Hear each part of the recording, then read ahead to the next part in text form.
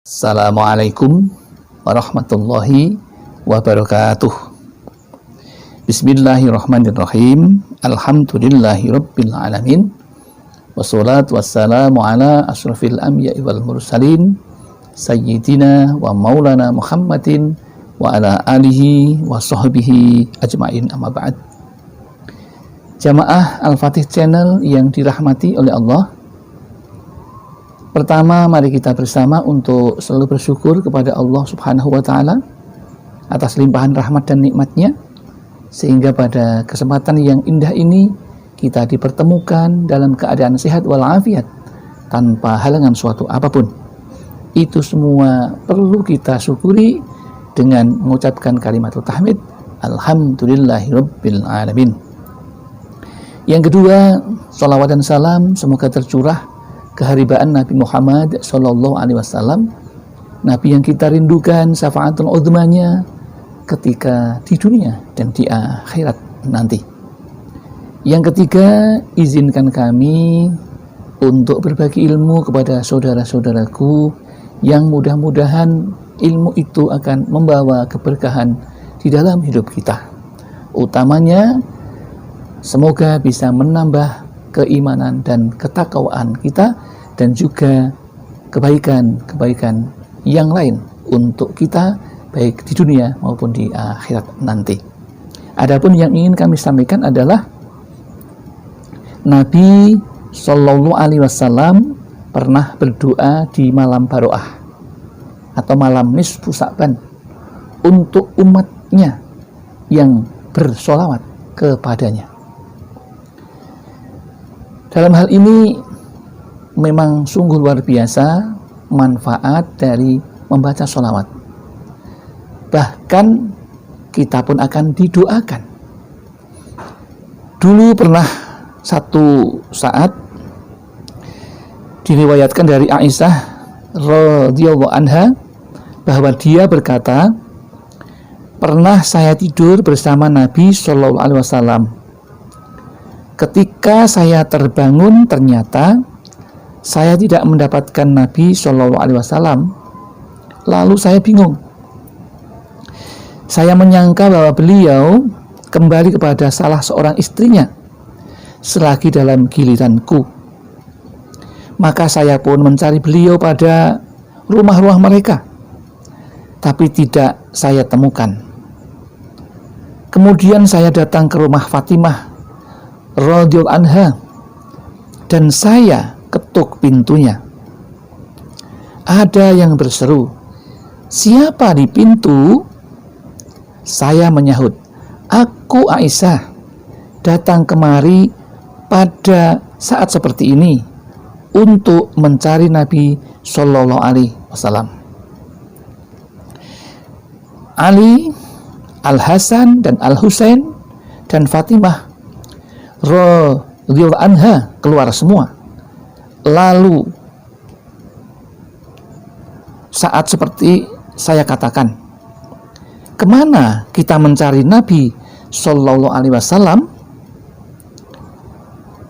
Kata mereka, kita cari di masjid-masjid. Kami pun mencari, tapi tetap tidak kami temui.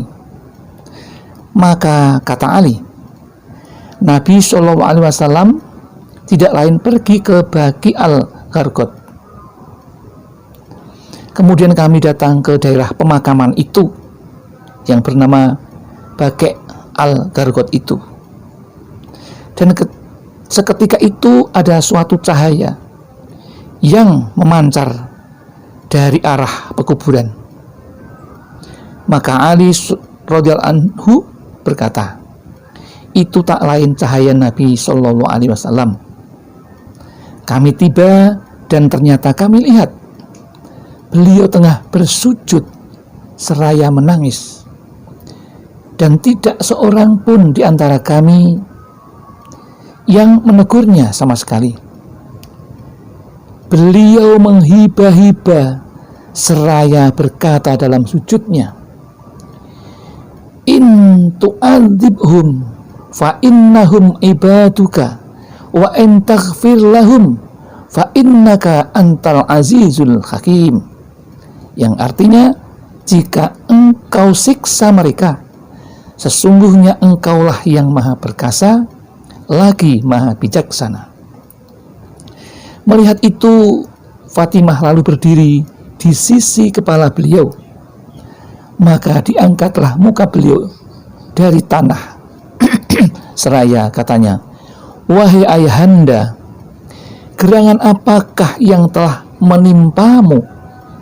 Adakah seorang musuh telah datang? Ataukah suatu wahyu telah turun? Jawab Nabi, hai Fatimah, tidak ada musuh datang dan tidak ada wahyu yang turun, tetapi malam ini adalah malam baroah atau malam nisfu Sa'ban. Aku perlu meminta kepada Allah subhanahu wa ta'ala. Lalu sabdanya pula, hai Aisyah, kalau kiamat tiba, maka aku akan dalam keadaan sujud dan meminta kepada Tuhanku dan memberi syafaat. Kemudian sabda Rasulullah sallallahu alaihi wasallam, Bismillahirrahmanirrahim, in aradtum ridhoya fasjudu wa'inuni bid-du'ai wat-tadarru'i, yang artinya jika kalian ingin aku ridho, maka sujudlah kamu dan bantulah aku berdoa dan merendahkan dirimu kepada Allah subhanahu wa ta'ala. Dan sabdanya pula, hai Ali, sujudlah kamu dan doakanlah orang-orang laki-laki. Hai Fatimah, hai Aisyah, sujudlah kamu, berdua dan mendoakanlah anak-anak wanitamu. Lalu mereka sekalian bersujud dan menangis sampai terbit waktu subuh. Wahai sidang pembaca Al-Fatih Channel yang dirahmati oleh Allah, kita sekalian lebih patut merendahkan diri karena dosa-dosa kita yang lebih banyak.